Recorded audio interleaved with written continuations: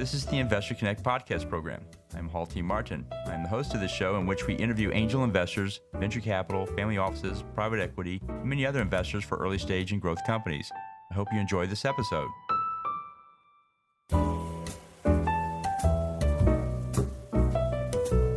Well, hello, this is Hall Martin with Investor Connect. Today we're here with David Neff of Neon Syndicate. Neon Syndicate is a privately held real estate and investment company run by Chelle and David Neff here in Austin, Texas, with investments in Veritas Beauty, Peace, Love, and Betty, as well as real estate holdings. David, thank you for joining us. Yeah, thank you for having me, Hall. I appreciate it.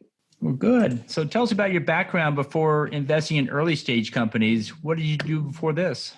Yeah, great question. So I have about 19 years in digital, almost 20. And of that time, I started at the American Cancer Society. I was at the American Cancer Society for about 9 years, right out of college at UT, doing a lot of early webmaster type activities and really early e-commerce.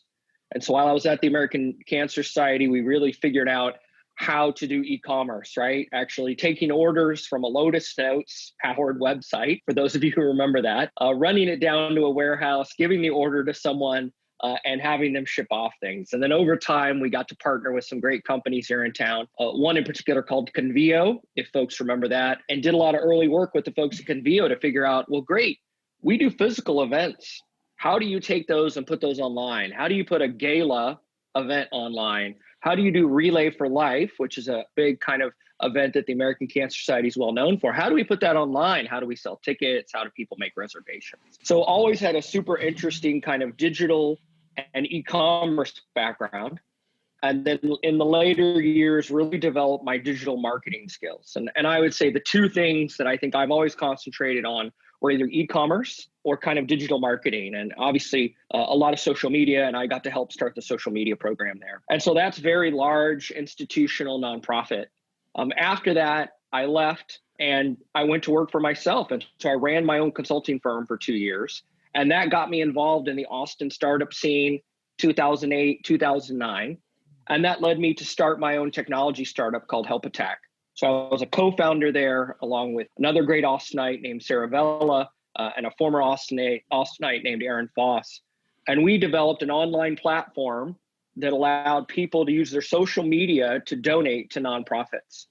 And so very interesting, very technically challenging, which I think was important for me with technology skills, but also got to work with a great CTO and a great CEO.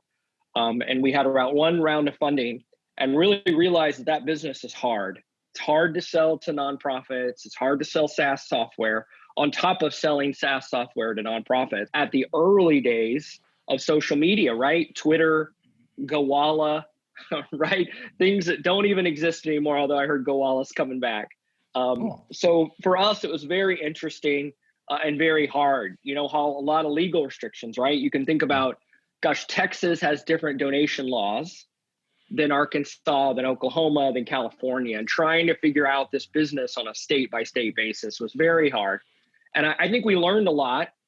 We're able to sell that business, not for, buy a boat and retire type of money, but we're able to exit that. And then ever since then, I've been back in technology and just lately started doing more investing and thinking about other spaces that are actually not technology, because my day job is still doing a lot of e-commerce and a lot of that type of work. So I really was looking at things like CPG or real estate or, non-technical things to invest in and advise around. Great. Well, so what excites you right now? Yeah, I'm super excited just about, in general, the CPG scene, especially in Austin. I think there's a lot of interesting stuff going on out there. There's a lot of great accelerators outside of the folks at Capital Factory and others, naturally Austin, and a lot of great small companies, right? Rhythm Superfoods. Obviously, the stuff that Clayton Christopher is doing here in town is super interesting. The stuff that Springdale Ventures is doing around CPG is super interesting. And so for us, since my wife is in the salon business, we've often thought about hair care, conditioner, things like that. And so those are the kind of companies that I'm advising for, and then also the types of companies that we're investing in. And it's nice, Hall, I deal with so much e-commerce and marketing technology during the day. That's kind of not what we want to invest in and think about at night. Well, great. Well, let's talk about CPG. What's your advice for those who want to invest in a CPG company? What do you tell them to do before they write that first check? Yeah, it's very different. Obviously, any investor would be doing their homework, looking at the P&L, all the normal stuff you would, the pitch decks, interviewing people. But I think for me, what I'm super interested in the CPG space is maybe the inner workings, right? There's so many moving parts. There's supply chains you're having to think about. There's chemicals, there's ingredients, there's shelf life. So for me, number one, find somebody who's already in that industry and shadow them, become their best friends and understand it. And then on the other side of that, something that I do just based on my consulting background is I look at companies and I think a lot about people, process, technology, strategy, and culture. And of those 5 or 6 things, how are they performing? What's kind of the maturity of a 3-person company, a 5-person company, an 8-person company as it grows, right? And I know you're familiar with this, probably your listeners are familiar with this, but that idea of how organizations form from the 1960s of very much, forming, storming, norming, right? And how you have groups of people who have a good idea, they come together, they think about it, they launch something, they grow. And when you peel that back and you peel that investor deck back, you peel funding back, actually sitting down and understanding people, process, technology, culture is really how we make our investments. And basically getting into the guts of the organization, which not every startup person probably likes, but the folks we do, because we're adding value, tend to actually like us getting to that level of detail. Great. And then on the other side of that table, what do you tell a CPG startup to do before they go out to raise funding? Yeah, a great question. I think what I want to see from a company, and I think what a lot of investors want to see, is you have a product. I think a lot of investors, especially hands-on folks like myself and my wife, I want to know that's a good product, right? I want to taste it if it's sunflower seeds. I want to actually wash my hair with it. If it's a men's facial wash, which is one of the companies that we're advising right now, I want to see it. How does it work? You're telling me to use this 5 minutes in the morning, 5 minutes at night. Well, let's see it. Let's use it. Let's actually experience the product. So I think maybe versus some of the software companies or others, actually physically having a product and using it, right? You don't need to be in Target. You don't need to be the number one in your category on Amazon, especially for these early stage folks. But do you have the entrepreneur wherewithal and the people, process, technology, and culture to actually build a physical product and bring that physical product so people can actually use it? And that's such a good indicator because, Hall, I think there's a lot of people in Texas and elsewhere that talk the talk, but then no product ever actually appears, right? And there's a lot of entrepreneurs on top of all the great entrepreneurs that we know. Great. Well, that's good advice. So let's talk about, say, the state of CPG investing. How do you see the industry evolving from here? I think it's interesting. I think Austin in particular has become this little hotbed. I think obviously that slowed down with COVID-19. But I think what I'm interested in Austin is just seeing it mature over time. I think of Clark Nolan and his cold brew that, he's gone and it kind of created Golden Ratio. I think of the Rhythm Superfoods folks as being way ahead of where Clark is, right, in terms of maturity. And then you have Tito, right, and Tito's vodka. You have Deep Eddy vodka. You have these people. So I think the beauty and the interesting thing for people to pay attention to in Austin is this whole range, right? And what's naturally Austin doing? What's Springdale Partners doing? Hey, let's talk to Mark Nathan. Mark Nathan's so plugged into CPG and a lot of the stuff going in CPG. So I think there's no way any of us can keep track of all of it. So you have to have these pools you dive into, right? You dive into the pool, a CPG accelerator, and maybe you're an advisor there for a while and you try and understand the scene. And then maybe you get out of that pool and you dive into another pool. And this pool is one-on-one being an advisor to an up-and-coming CPG brand, like the Golden Ratio or people like that, right? Get out of that pool, and then the next pool maybe you dive in, and this is just how we did it, is well, great, I'm actually willing to invest, right? I'm looking to put money, I'm looking to put capital and, one-on-one personal time into something. So for us, it's been diving into those different pools because it's impossible. It's impossible to keep track of everything that's going on in Austin when it comes to CPG, much less Texas, much less the United States or anywhere else. Absolutely. Well, in that space, CPG, what do you think is the biggest change we're going to see in the next few years? Yeah, it's a good question. I think supply chain is going to be super interesting. I think people are like falling asleep the minute I say supply chain and they're listening to this, right? It's not the most exciting part of the business. But to me, and my day job is I work at Accenture. And so I work with a lot of supply chain folks. I work with a lot of retail folks who think about that. And so I do think this shrinking of the supply chain, being able to get ingredients, bottles, manufacturing, everything faster, cheaper, less expensive. But then I think the added pressure is that, it's not 1995, it's 2021. So where did you get that? How recyclable is it? Does it biodegrade over the next 5 years? And then people actually putting that on their bottles. And Hall, it's not corporate social responsibility. Corporate social responsibility is like you getting out and helping, or you donating to causes, or you supporting things you believe in. The bare minimum is how you're making your product in the supply chain, right? You can't file that away under corporate social responsibility. That has to be inherent, built-in part of your DNA. And more people listening to this podcast and folks in the general public care about where did this thing come from? How did it get here? And what's going to happen to it after I chunk it into the trash can or I recycle it? So to me, I think that's going to be a big, big influence. And, you could have the best packaging and the craziest colors. I think of the folks at Drunken Elephant and the amazing colors, the amazing things they're doing that look like it's like a 1980s video game, right? But people will buy that, but people still want to know, well, great, how did this get made? Where did it come from? And what's going to happen to it when I toss it in that can? Very good. So let's talk about your investment thesis for investing in startups. What exactly is it and what do you look for? Yeah, I think it goes back, and Veritas Beauty was one that a friend of ours started. The website is only by Nina Fitzgerald, and it's a great conditioner and shampoo and has limited ingredients, was really thoughtfully, again, to that kind of supply chain of where things come from. Very thoughtful on the ingredients, the lack of the chemicals involved, and the safety of it, right?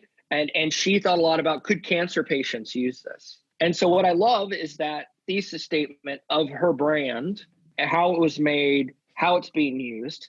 But then what we did was we sit down and like I said earlier, we're like, great, who are the people involved? What's the process you're actually using to make this? Who's the co-packer? How are you thinking about a chemist? Is this scented or unscented? What's the process to make this? And then, the technology, is this on Shopify? Is this a WordPress website? Is this thing going to break the minute you have a Valentine's Day sale? Or are you going to crush it at the holidays when everybody's ordering this? And then the culture, right? It's a small company, so we don't need to worry about culture. But I feel as an advisor, I need to openly and actively at least understand how those founders are building a business. And, Hall, culture is like a living, breathing animal. It's like walking through the hallways of any business, right? And I think we've all seen in the past couple of years that can be really toxic and bad, or it can be great and people are happy to go to work. And so that culture part of it, I think it's overlooked by a lot of investors. And I know that's something I love to dive into and understand. Great. Well, do you have one or two startups you've funded that fit your thesis? Yeah, Veritas Beauty, only by Nina Fitzgerald. I think that's one where just every single part of the business hit. There's another that's in stealth mode. I'm part of XRC Labs out of New York, which does a lot of retail acceleration and retail investment. And there's a men's face wash CPG brand that's coming out of there. And I've met the founder. I've spent a ton of time with him on one-on-ones over the past couple of months. And that was another one where I could just tell track record's great, people are great, process is there, technology makes a lot of sense. And then the culture, I could tell as he starts to hire people and bring on people, it's going to be a great culture. So those are two kind of right off the bat that I really like. And I think we're actively out there starting our own line of shampoo and conditioners called Peace, Love, Betty.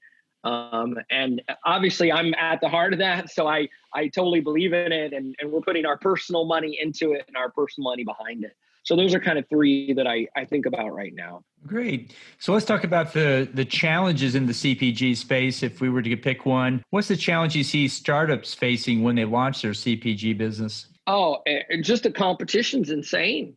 I mean, I can't think of something and maybe people can play this in the comments or they can tweet me. I'm at Dave IM. But if you came up with a brand new off the top of your head consumer packaged good product today, somebody out there is already doing it, right?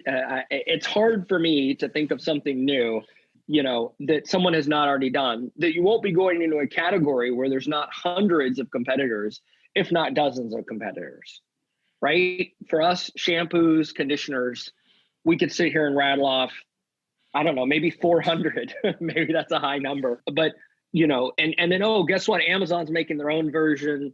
Walmart has a generic. Kirkland's has a generic, right? Like you just face kind of unlimited competition. I think the good part of that is obviously it's a popular category. People are always going to be using shampoo and conditioners, things like that, or deodorant, or razors, or any of those kind of classic home goods, right? When it comes to consumer packaged goods. But the competition is just brutal, right? And I think, Hall, what I tell people is like, where are you concentrating, right? Are we trying to be, number one on the buyback, the buy box on Amazon? Are we trying to be, a hot D2C startup and get a lot of funding and spend a lot on advertising and worry about our cost of goods acquired and, our advertising spend ratio, all of that stuff? Or are we trying to get into Whole Foods, get into Target, sell it at People's Pharmacy here in Austin, Texas?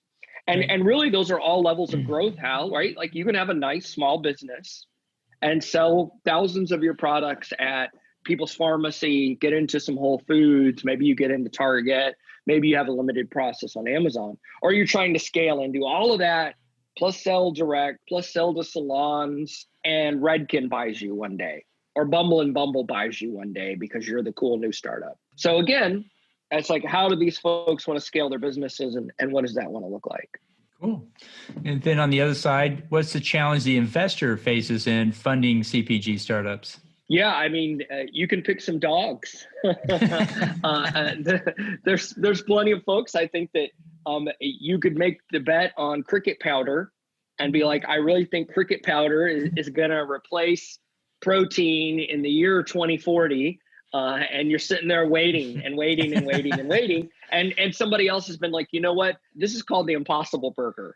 And it's plant-based and it's amazing. And people in Austin, Texas love the Impossible Burger, but we're still kind of iffy about cricket powder as a source of proteins, or a cricket taco, at a food truck somewhere, right? So I think, again, it's a hard, brutal space just because the competition's there, right? And you can easily, as an investor, put your money in the wrong thing. That's why, to me, it can't just be a pitch deck. It can't just be these people have a good background in the space. It needs for me to have them open up themselves a little bit and look at that people, process, technology, culture, strategy. Right. Well, you see a lot of sectors and applications in the CPG space. If you had to pick one or two that you think are really good opportunities to pursue today, what would you put at the top of that list? Yeah, for me, and I hadn't really thought about it until I met this particular startup that I was helping mentor out of XRC Labs, men's skincare. Men's skincare is huge in South Korea, Japan, a lot of Asian markets. I think it's slowly coming over to America, right? And there's plenty of money to be made in those other markets. And there's plenty of money to be made maybe in men's skincare in the United States, right? And we see that because Old Spice, right? There's like these very targeted men's brands that have like funny advertising or shocking advertising. There's lots of interesting powders and creams and other stuff for men where, when I was growing up, it was probably like Gillette, the best a man can get, right? Like shave your face, maybe you slap on some aftershave, and that's taking care of how a man looks. And I think nowadays we're seeing an influx of all these men's beauty brands to just help men take care of their looks. And maybe that's millennial driven, maybe that's Generation X, maybe that's Generation Z. But I think the big folks, Procter and Gamble, are paying attention to it. And so I think the folks who are doing something interesting in that space now will get bought by the Procters and Gambles or, those big companies over time. And I think that's super interesting. And then the other one, I think for me, is just probably, alcohol. I think alcohol is always going to be there. It's a super crowded space. Every celebrity has a tequila. Every celebrity has a vodka.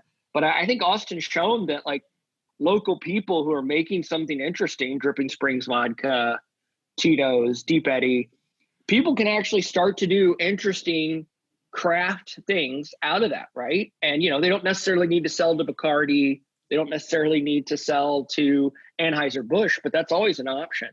So I feel alcohol is super interesting to me, although we haven't invested in anything.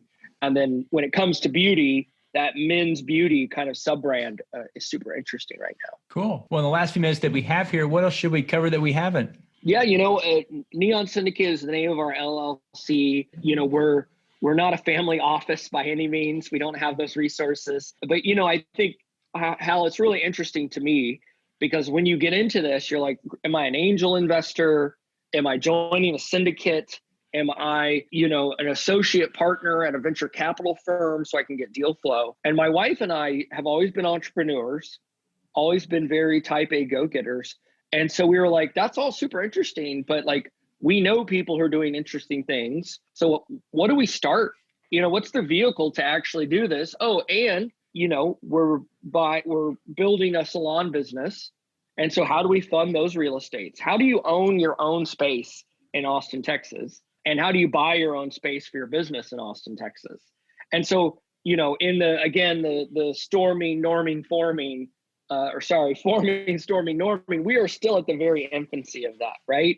We're like, we have this thing called Neon Syndicate. We've made some investments. We've done some real estate stuff. How do we take it and where do we grow? I think is super interesting. And, the beauty of Austin is that everybody's happy to talk about us, right? I've gotten meetings with venture capital folks at Ecliptic Capital to understand how they work.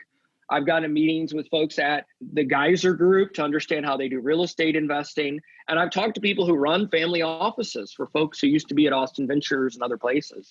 So it's like I've been able to at least get the meeting to ask them what these different models are. But, there's no playbook.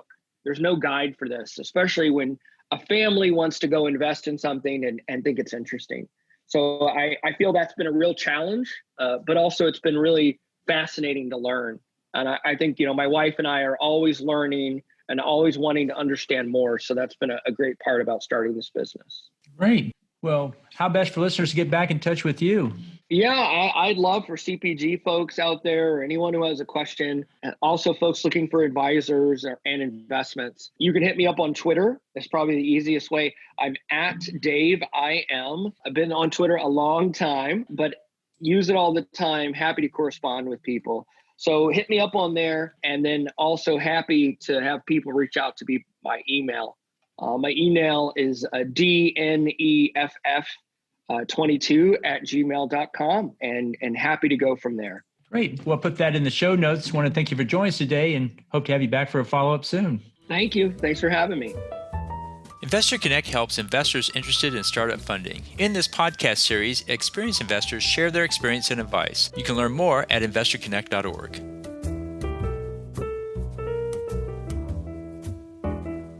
Paul T. Martin is the director of Investor Connect, which is a 501c3 nonprofit dedicated to the education of investors for early-stage funding. All opinions expressed by Hall and podcast guests are solely their own opinions and do not reflect the opinion of Investor Connect. This podcast is for informational purposes only and should not be relied upon as a basis for investment decisions.